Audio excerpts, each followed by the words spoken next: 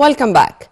Happy New Year again. And to start with positivity, to start with a smile, to start with being that optimistic that tomorrow is going to be a better day. I think that this is the best way ever to start anything. And particularly these days, we are all facing some difficulties. There are challenges, and maybe you are gonna find people who are suffering winter depression. If there's something which is called winter depression, or these are things which we invented just to justify our mood or our changes of mood, how we can avoid such things, how we can avoid negative feelings, how we can dive into positive feelings, all these questions and more are going to be answered, inshallah, by our dear guest and expert, our human development expert, Mrs. Raniya Lela. Raniya, thank you very much for being with us, and Happy New Year to you. You're welcome. Happy New Year to you.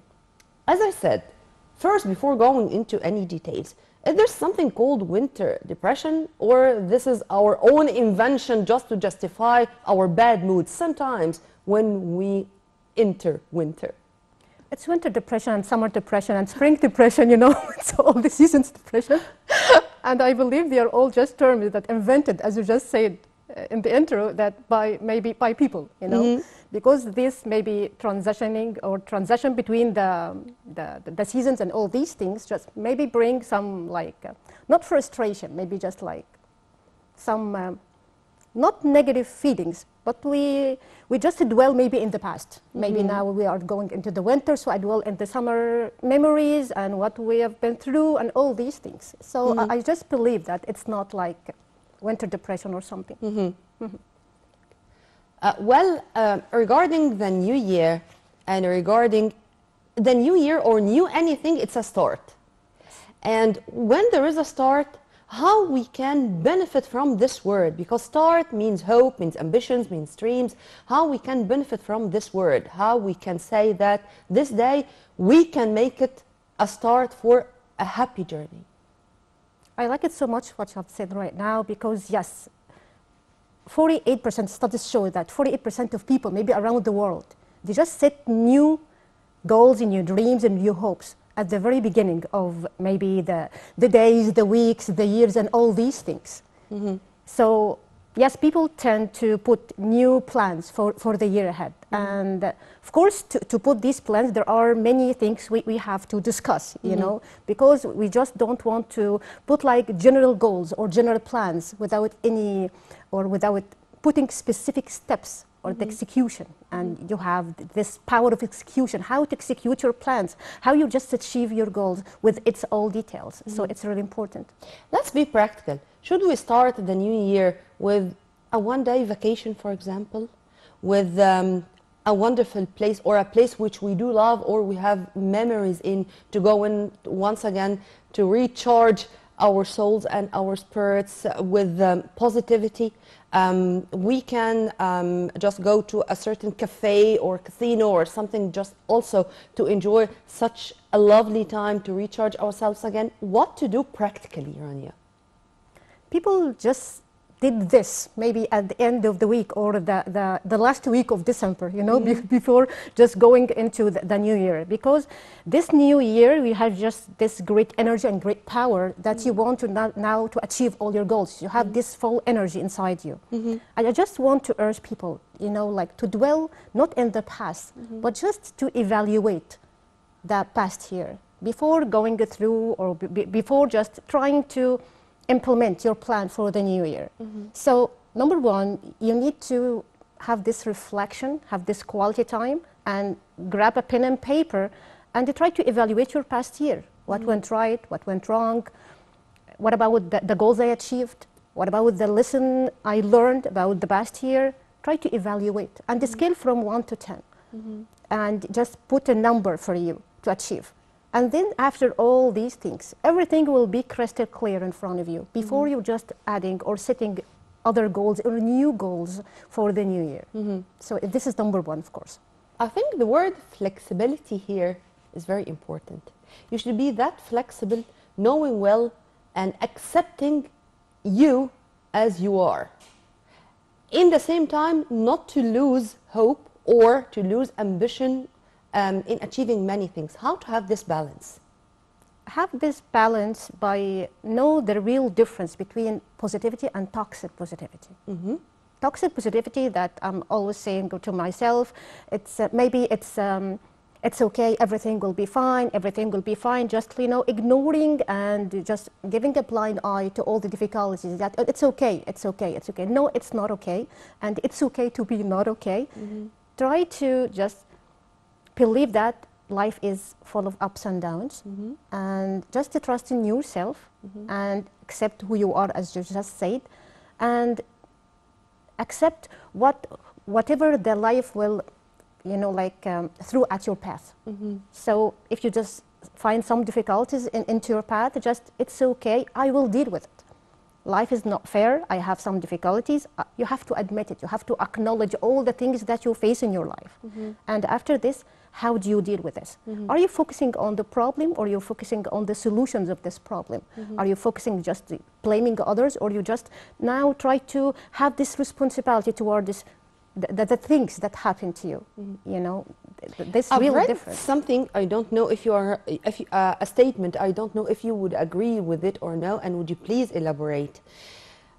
When there is a sad situation, you have the right to feel sad, but you should be smart enough not to let this sadness take you from your life for such a long time. Feel sad for a while, but not for too much. True? Yes, it's absolutely true. How we can do that? I just want to just shed some light on something, that there is nothing called good emotions or bad emotions. They are all data. Emotions are data, just, you know, give you some information about the whole situation. And even the emotions has some degrees. And, you know, according to the Polchek wheel of emotions, so it's like degrees, level 1, level 2, level 3, level 4. So when you just talk about sadness, for example, it's not started like a sadness or a sad emotions. It may be started like annoying, and after this the degrees just increase to feel like mad or something, and after this maybe it can reach to the highest degree to be sadness or grief or something like this. Don't let yourself indulge so much, involve so much in the situation to reach this highest degree. Even love, even this beautiful emotions called love, don't involve too much in these emotions. Don't just reach its highest No more degree. extremes, you mean? No more extremes. No extremes, yes. Yeah. Yes, absolutely. And that's it. To be moderate in everything, even in the positive emotions like love, as you've kindly mentioned. This is the And very first even- time for me to hear something Yes, like and this. happiness as well, because when you just feel so happy and at the highest degree, you underestimate many things. You underestimate the risk that may be around you, so you will be in trouble. So don't involve so much in emotions. And I know easier said than done. It needs lots of practice. You know, I just want to all the time to talk about the practical steps, you know, when you're handling your emotions. But try maybe as a first step to write down your emotions, or at least ask yourself, you know, have this quality time, reflection time. What do I feel right now? I don't feel really well inside me. What do I feel right now? What are the reasons behind this? When Why? I can do this on my own, and when I should ask for consultancy. When I would say, oh, definitely I'm not going to be able to do it on my own, I should ask for help, somebody to support me, whether just one of the family, a partner, a son, a daughter, or whatever, or a professional life coach. You're right. But there is something here that you need first to be self-aware, that now I want to handle my emotions, I want to do it, and now maybe I won't be able to do it by myself, I need support. But maybe some people out there don't know this thing about themselves, so they indulge to the fullest into the negative emotions, and they won't ask for Let me help. be more practical, if you permit me. Is happiness a decision? Yes, it's a decision. It's a choice. You know, life is a choices. So you choose to be happy or choose to be miserable. And maybe you won't be aware of this decision unless you just indulge in these negative emotions. you know. And if I want to be happy, and by the way, I just want to refer to this again, don't be too happy or don't ask just for happiness, you know. I just want to feel this gratitude. I just want to feel that inner peace inside my soul. So after all these things, all these little habits you can do by yourself to enjoy your life, to feel gratitude, to feel this inner peace, to maybe help others, find your values, know more about yourself when it comes to interests, when it comes to your personality traits, how you deal with people, how you just think, all these things. After all, you will reach to the happiness, because you know that now I understand myself, I understand the others, and I respect myself, I appreciate myself, I can enjoy myself, I can feel happy by myself as well. Great. But of course, there are individual variations all the time. Yes. For example, when I do perform a good job, I would be happy with myself. But there are others who will not be happy at all except when they are appreciated by others. And they feel this kind of admiration because they fulfilled the job or made it in such a way. Which is which? Which is better? Which I can consider something which is really healthy? Should I feel that great just looking at you and feeling that you admire what I've done? Or should I be that self-confident to know that whenever I am satisfied with what I've done, it's okay? Both are right. Why? Because we are different. Maybe now I've just reached a very, you know, like self-awareness degree that now I don't care about others, and I'm not seeking for their approval, and I'm not comparing myself for them. I'm not waiting for their appreciation or waiting for their hatred. So now I'm very self-confident. Maybe some people don't have this degree of self-awareness, so they still like looking for appreciation. But maybe when they work on themselves and can't just feel this self-confidence, try to get another appreciation for another thing, like compensation or something. Like I'm just maybe doing things with kids, so they will appreciate me. So I will take this value that I really, it's very important for me from other place rather than that. So you can compensate whatever you want, but you can control yourself, control your environment, you know. So there are things in my control and things are not my control.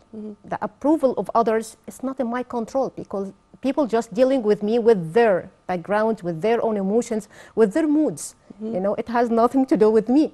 So if I just put this into my mind and soul, I will respect myself more, and if I need any other things from my values, I will search it from another place. I will get it from another place, even in job. Maybe I like to help people, I like to be appreciated, I like to be whatever, but I can't get it from my job, and I can't quit my job right now. So I maybe go with, or have a hobby, go to volunteering work, getting all the values from other places. This will just compensate. Yeah. You know, there are some voices or some opinions saying that whenever we are going on with technology, and being all the time attached to our mobile phones, whatever this is taking from our souls or our spirits. And this is making us feel less happy, because everything is already there, so we are not working on something to take place. I can get anything online rather than go shopping. For example, I can get all the dishes I like just also with delivery, not to go and to sit in a marvelous place and to look to the greeneries, for example, such a wonderful sight. No. Is this true or false first? And if this is true, how we can benefit from technology and in the same time taking advantage of the nice old things we used to have? Okay, there is nothing called here, or there is nothing is wrong or right, by the way. They are all both works for people. It's according to the values, and the values here, I just mean the context. Maybe your personality in communication, you just don't like social media. You just prefer to go out, like in the streets and in the parks, whatever, just dealing face to face in person. Maybe some other people don't really feel comfortable with this thing, so they'd rather to communicate with people behind the screens. It's according to the values and the context itself. So maybe your values in career are totally different from your values with family, with values with your friends, with your, like whatever. The context is different. So we have to pay more attention to the context, because if you just understand this little thing, everything will change. Your perspective is also changed, Yeah. because you understand yourself better and you understand the people better. So there is nothing called it's I'm right or asking wrong. this, Rania, because when you see the screens, when you see on the screen what was taking place in Times Square, or in all the capitals, in New York, in London, in Paris, in Taiwan, of course in Sydney and New Zealand, because they received, or they received, yes, the New Year earlier than us, you would find people in the streets celebrating and enjoying free COVID celebrations, maybe for the first time in 3 years. So as if they are not celebrating the New Year, they were celebrating their freedom. They were celebrating the celebrations. Yes. They were celebrating being in the streets.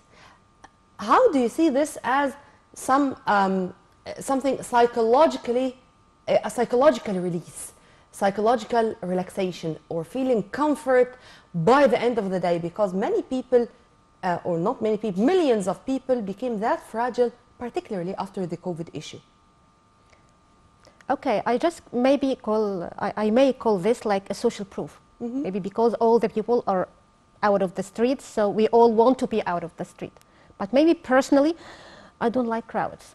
I would rather just maybe staying at home as an introvert, like have this quality time, just like have this reflection about the new year, about the future, about the present, and all these things. Other people just prefer to go out the street and just enjoy their freedom. So it's according to the characters and personalities. Once again, it's all about this. And when you have when we talk about the social proof, people are imitating each other. So if I just have all my friends... It's an infection. Yes, it's like this. Yes. So all my friends will go out, will celebrate the new year. Okay, I will go with you. Not just because I like that, just it's like I want to imitate them. I want to go with them, and it's psychologically known. Why have you called it to imitate, not to enjoy, not to be involved into something nice? Why the word imitate? Because maybe it's not one of your interests. If you just maybe indulge yourself and test yourself, check on you. Really, I would like to go out and celebrate and just cheers and all these things. I like it. Okay, I love this recipe. Then I should have a pen and paper and just write, I really like that or no.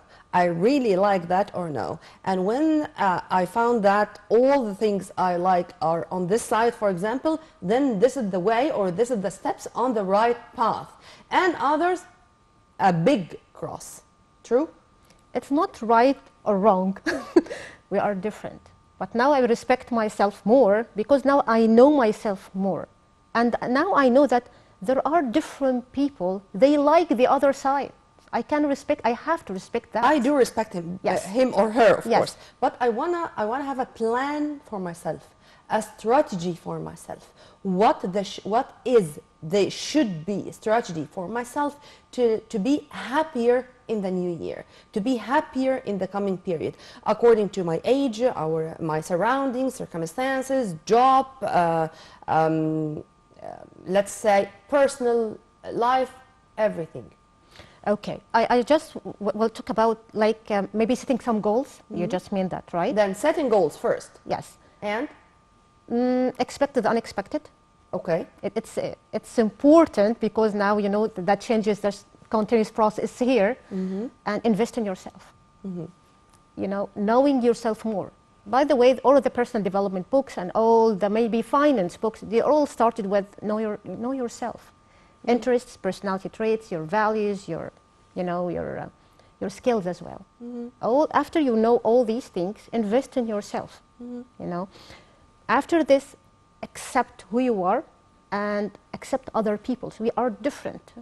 Now you're just raising your awareness a degree more. Now I can see the other's perspective as well. So now I understand myself, I understand you, I understand all other people.